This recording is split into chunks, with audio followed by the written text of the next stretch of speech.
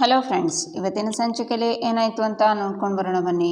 ಅಕ್ಷತಾ ಯೋಚನೆ ಮಾಡ್ತಾ, Akshata do something, ಹೀಗೆ ಕೂತಿದ್ರೆ ಎಲ್ಲ ಹಾಳಾಗುತ್ತೆ ಅಂತ ಹೇಳ್ತಿರುವಾಗ ಕನಿಕಾ ಬಂದು, ಅಕ್ಷತಾ ನಾನು ಹೇಳಿದ್ದೇನು ನೀನು ಮಾಡಿರೋದೇನು ಅಂತಾಳೆ.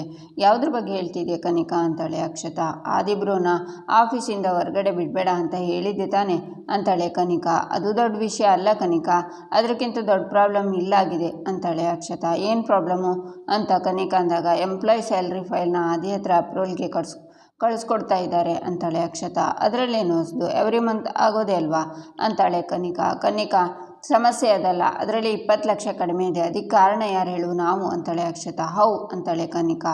ನಮಗೆ ದುಡ್ಡು ಬೇಕಾಗಿತ್ತಲ್ವಾ, ಆವಾಗ ಅದರಲ್ಲಿ ಜಾಸ್ತಿ ಅಮೌಂಟನ್ನು ತೆಗೆದಿದ್ದೀವಿ ಅದಕ್ಕೆ ಅಂತಾಳೆ ಅಕ್ಷತಾ. ಅಲ್ಲ, ಯಾಕೆ ಹೀಗೆ ಮಾಡೋಕ್ಕೋದೆ ಅಕ್ಷತಾ? ಯಾರಿಗೂ ಡೌಟ್ ಬರಬಾರ್ದು ಅಂತ ನಾನು ಹೇಳಿದ್ದೆ ತಾನೆ, ಮತ್ತೆ ಯಾಕೆ ಹೀಗೆ ಮಾಡೋಕ್ಕೋದೆ ಅಂತಾಳೆ ಕನಿಕಾ. ನಾನು ಮಾಡೋಕ್ಕೋಗಿರೋ ಕೆಲಸ ಈಸಿ ಕೆಲಸ ಅಂದ್ಕೊಂಡಿದ್ಯಾ? ಆ ಕೆಲಸ ಸುಲಭವಾಗಿ ಆಗಲ್ಲ, ಎಲ್ಲರ ಕೈ ಬಿಸಿಯಾಗಬೇಕಾಗಿದೆ, ಅದಕ್ಕೆ ದುಡ್ಡು ಬೇಕಾಗಿತ್ತು ತಗೊಂಡೆ ಅಂತಾಳೆ ಅಕ್ಷತಾ. ಏನು ಇಷ್ಟು ಈಸಿಯಾಗಿ ತಗೊಂಡೆ ಅಂತ ಹೇಳ್ತಿದ್ಯಾ? ಆದಿಬ್ರೋಗೆ ಗೊತ್ತಾದರೆ ಕಷ್ಟ, ಅವನಿಗೆ ಗೊತ್ತಾಗೋಕ್ಕಿಂತ ಮುಂಚೆ ಹೇಗಾದರೂ ಈ ಪ್ರಾಬ್ಲಮ್ನ ಸಾಲ್ವ್ ಮಾಡಬೇಕು ಅಂತಾಳೆ ಕನಿಕಾ. ಅದಕ್ಕೆ ನಿನ್ನೆ ಹೆಲ್ಪ್ ಬೇಕು ಅಂತಾಳೆ ಅಕ್ಷತಾ. ನಾನೇನು ಹೆಲ್ಪ್ ಮಾಡಲ್ಲ ಅಂತಾಳೆ ಕನಿಕಾ. ಪ್ಲೀಸ್ ಅರ್ಥ ಮಾಡ್ಕೊ, ನಿನ್ನ ಹೆಲ್ಪ್ ಇಲ್ಲದೆ ಇದ್ದರೆ ಸಮಸ್ಯೆ ಆಗುತ್ತೆ ಅಂತಾಳೆ ಅಕ್ಷತಾ. ಸರಿ, ಏನೋ ಒಂದು ಯೋಚನೆ ಮಾಡ್ತೀನಿ ಅಂತ ಕನಿಕಾ ಯೋಚನೆ ಮಾಡ್ತಾಳೆ. ಈಚೆ ಭಾಗ್ಯ, ಅಲ್ಲ ದೇವ್ರೆ, ಅತ್ತೆ ಹೋಗಿ ಸುಮಾರು ಹೊತ್ತಾಯಿತು, ಇನ್ನೂ ಬಂದಿಲ್ಲ, ನಾನು ಹೋಗಿ ಕರ್ಕೊಂಡು ಬರ್ತೀನಿ ಅಂತ ಹೋಗ್ತಾಳೆ. ಈಚೆ ಶ್ರೇಷ್ಠ, ಅತ್ತೆ ಏನು ಹೇಳ್ತಿದ್ದೀರಾ? ನಾನು ಯಾಕೆ ಪೊಲೀಸ್ ಸ್ಟೇಷನಲ್ಲಿರ್ತೀನಿ, ನಾನು ಏನು ಮಾಡಿದೆ ಅಂತಾಳೆ. ಬೇಡ ಸುಮ್ಮನಿರಮ್ಮ, ಏನು ಗೊತ್ತಿಲ್ಲದೆ ಇರೋ ಥರ ನಿನ್ನ ನಾಟಕ ಮಾಡೋಕ್ಕೆ ಬರಬೇಡ. ನಾನು ದೊಡ್ಡಿ ಅಂದ್ಕೊಂಡಿದ್ಯಾ? ನನಗೇನು ಗೊತ್ತಾಗಲ್ಲ ಅಂದ್ಕೊಂಡಿದ್ಯಾ? ನಿನ್ನ ಮನೆ ಹಾಳ್ಗಂಡ ತಾಂಡವ್ ಇದಾನಲ್ಲ, ಅವನು ಜೈಲಲ್ಲಿ ಬಿದ್ದು ಕೊಳೀತಿದ್ರು, ಇನ್ನೂ ಬುದ್ಧಿ ಬಂದಿಲ್ಲ. ಅವನು ನಿನ್ನ ಜೊತೆ ಸೇರಿಕೊಂಡು ರೌಡಿಗಳನ್ನು ಕರೆಸಿ ನನ್ನ ಫ್ರೆಂಡ್ ಆದಿಗೆ ತೊಂದರೆ ಕೊಡ್ತಿದ್ದಾನೆ ಅಲ್ಲವಾ ಅಂತಾರೆ ಕುಸುಮ. ಆಗ ಭಾಗ್ಯ ಬಂದು ಇವ್ರ ಮಾತನ್ನು ಕೇಳಿಸ್ಕೊತಾ ನಿಂತಿರ್ತಾಳೆ. ಅತ್ತೆ ಏನು ಹೇಳ್ತಿದ್ದೀರಾ ನೀವು ಅಂತಾಳೆ ಶ್ರೇಷ್ಠ. ನೋಡು, ನೀನು ಅಂಥ ಕೆಟ್ಟ ಕೆಲಸ ಮಾಡದೇ ಇರೋಷ್ಟು ಒಳ್ಳೆಯವಳು ಅಲ್ಲ ಅನ್ನೋದು ನನಗೆ ಮಾತ್ರ ಗೊತ್ತಿದೆ. ನೀನು ತಾಂಡವ್ ಎಲ್ಲ ಪ್ಲ್ಯಾನ್ ಮಾಡ್ಕೊಂಡು ಬಂದಿದ್ದೀರಾ ಅನ್ನೋದು ನನಗೆ ಚೆನ್ನಾಗಿ ಗೊತ್ತು. ನೀವಿಬ್ಬರು ಸೇರಿ ಮನೆ ನಾಟಕ ಮಾಡಿದ್ರಿ ಅಲ್ವಾ? ಇಲ್ಲ ಅಂದರೆ ಲಾಯರ್ ಬಂದಾಗಲೇ ಅದೇ ಸಮಯಕ್ಕೆ ನೀನು ಯಾಕೆ ಬರ್ತಿದ್ದೆ? ಅವ್ನು ಜೈಲಲ್ಲಿದ್ದು ಲಾಯರ್ನ ನಮ್ಮ ಮನೆಗೆ ಚೂ ಬಿಟ್ಟು ನನ್ನನ್ನು ಯಾಮರ್ಸೋಕ್ಕೆ ನೋಡ್ತಿದ್ದೀರಾ? ಇದೆಲ್ಲ ನನಗೆ ಯಾವುದು ಗೊತ್ತೇ ಆಗಲ್ಲ ಅಂದ್ಕೊಂಡಿದ್ಯಾ ಅಂತಾರೆ ಕುಸುಮ. ಅತ್ತೆ ಸುಮ್ಮನಿರಿ, ಏನೇನೋ ಮಾತಾಡಬೇಡಿ. ನಾನು ಕೆಟ್ಟವಳಾಗಿದ್ದೆ ನಿಜ, ಬಟ್ ನಾನೀಗ ಬದಲಾಗಿದ್ದೀನಿ ಅತ್ತೆ, ಸುಮ್ಮನೆ ಏನೇನೋ ಊಹಿಸ್ಕೊಂಡು ಮಾತಾಡಬೇಡಿ ಅಂತಾಳೆ ಶ್ರೇಷ್ಠ. ನೋಡು ಶ್ರೇಷ್ಠ, ಒಂದು ಮಾತನ್ನು ಸ್ಪಷ್ಟವಾಗಿ ಹೇಳ್ತಿದ್ದೀನಿ, ಕೇಳಿಸ್ಕೊ.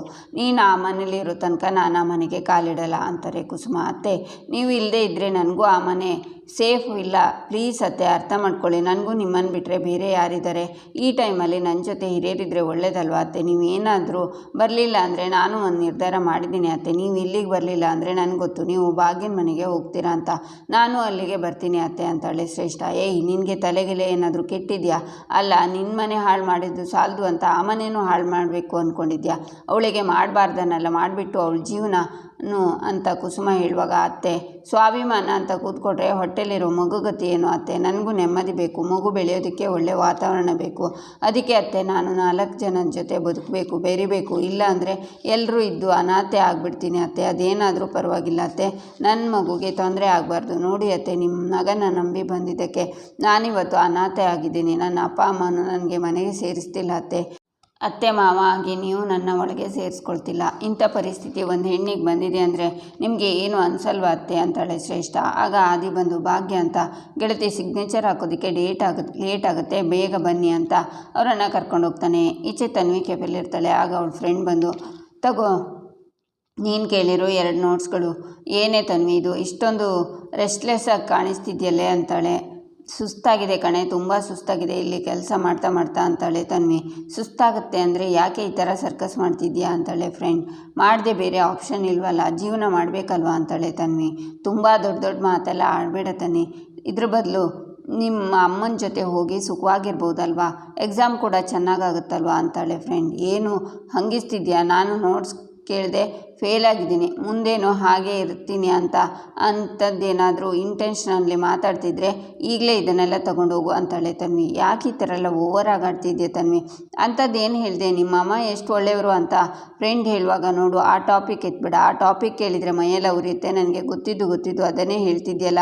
ನಾನು ಬೇಕಿದ್ರೆ ಕಾಲೇಜಿಗೆ ಹೋಗೋದನ್ನು ನಿಲ್ಲಿಸಿ ಫುಲ್ ಟೈಮ್ ಕೆಲಸ ಮಾಡ್ತೀನಿ, ಕಷ್ಟ ಆದರೂ ಪರವಾಗಿಲ್ಲ, ಆ ಮನೆಗಂತೂ ಹೋಗಲ್ಲ, ಅಮ್ಮನ ಜೊತೆಗಂತೂ ಇರಲ್ಲ ಅಂತಾಳೆ ತನ್ವಿ. ಅಮ್ಮನ ಇಷ್ಟೊಂದು ಹೇಟ್ ಮಾಡೋದು ಒಳ್ಳೆಯದಲ್ಲ ಕಣೆ, ಅವ್ರು ನಿನಗೆ ಜನ್ಮ ಕೊಟ್ಟಿದ್ದಾರೆ, ಪ್ರೀತಿ ಕೊಟ್ಟಿದ್ದಾರೆ ಅಂತಾಳೆ ಫ್ರೆಂಡ್. ಆಗ ಬುಕ್ನ ಅಲ್ಲಿ ಬಿಸಾಕಿ, thanks for your advice but I don't need that, ನನಗೆ ಇದು ಯಾವುದೂ ಬೇಕಾಗಿಲ್ಲ, ಇನ್ಮೇಲೆ ನನಗೆ ಕಾಲ್ ಮಾಡಬೇಡ ಅಂತ ತನ್ವಿ ಒಳಗೆ ಹೋಗ್ತಾಳೆ.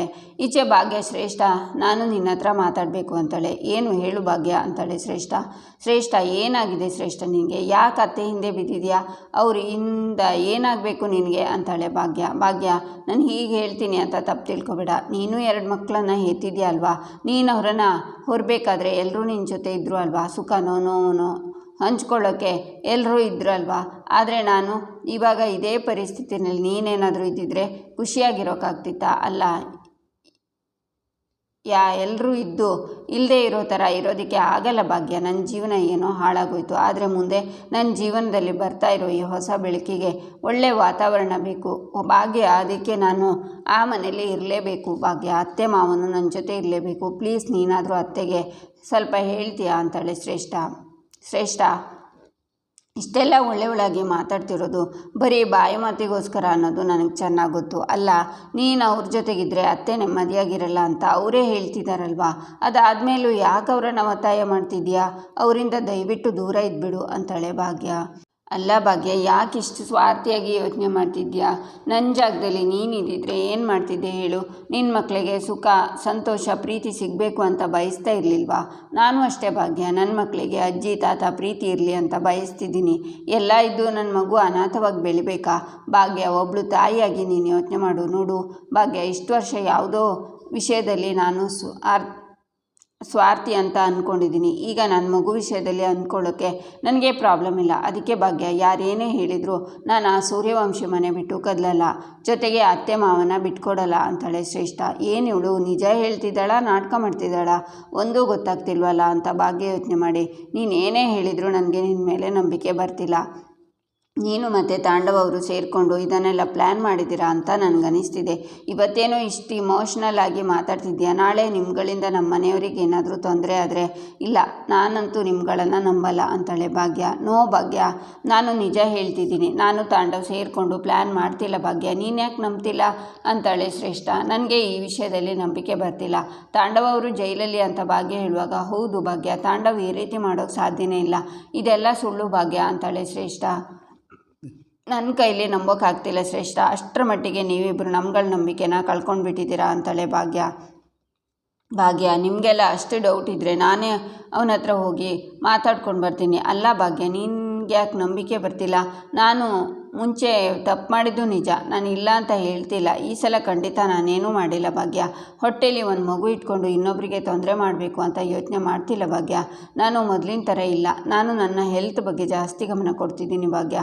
ನನಗೆ ಶಿಕ್ಷೆ ಕೊಡಬೇಕು ಅನಿಸಿದರೆ ಅದನ್ನು ನನಗೆ ಕೊಡು, ನನ್ನ ಮಗು ಮೇಲಲ್ಲ ಅಂತ ಅಳ್ತಾ ಭಾಗ್ಯ. ನನ್ನ ಮಗುಗೋಸ್ಕರ ನಾನು ಒಂದು ಕುಟುಂಬ ಬಯಸ್ತಿದ್ದೀನಿ, ಅದು ಬಿಟ್ಟು ಬೇರೆ ಏನೂ ಇಲ್ಲ ಭಾಗ್ಯ. ನಾನೀಗ ಸೂರ್ಯವಂಶಿ ಮನೆ ಸೊಸೆ ಭಾಗ್ಯ.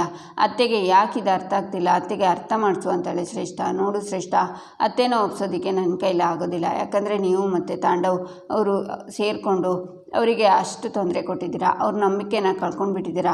ನೀನೇ ನೋಡ್ತಿದ್ದೀಯಲ್ಲ, ಮಾವಂಗೆ ಆಪ್ರೇಷನ್ ಆಗಬೇಕು, ಅತ್ತೆ ಸಿಕ್ಕಾಪಟ್ಟೆ ಟೆನ್ಷನಲ್ಲಿದ್ದಾರೆ. ನೀನು ಇದೆಲ್ಲದರಿಂದ ದೂರ ಉಳಿಯೋದೇ ಒಳ್ಳೆಯದು. ಇದು ನಿನ್ನ ಆರೋಗ್ಯಕ್ಕೆ, ಮಗು ಆರೋಗ್ಯಕ್ಕೂ ಒಳ್ಳೆಯದು ಕೂಡ.